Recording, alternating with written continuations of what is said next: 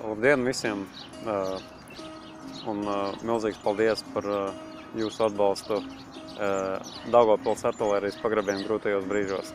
Tas bija laiks, kad reiz nedēļā biju spiests apraudāties, palasot fana komentāru sociālajos tīklos.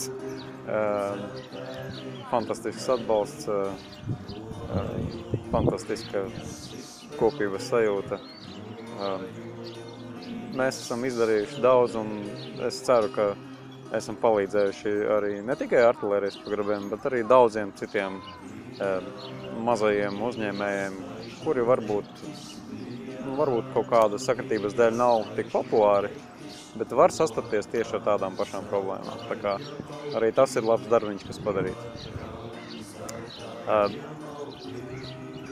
Tagad visiem latgaļīšiem gribētu atgodināt vīnu lītu, kas tuvojas, kas varētu būt mūsu visam pītīkami nopītna, ko vajadzētu atmiņētīs, ko nevajadzētu aizmirst. Tas bija Latgales kongresa 100 gadu. Tas datums ir nākamā gada maijā, 9. maijā, pēc jauno stila, pēc veco stila 27. aprīlī. Visi zinām, ka kultūras ministrija gatavoja pasākumu sēriju, bet es gribētu sacīt, ka tim jābūt arī tautas svētkiem. Nevaram gaidīt, ka visu organizēs pasacīs itai toļāk.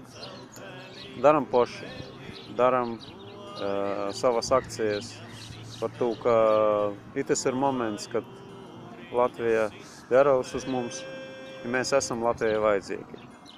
Tas ir moments, kad mēs varam īt sūļu pretim i sasajust, ka vīna nācija.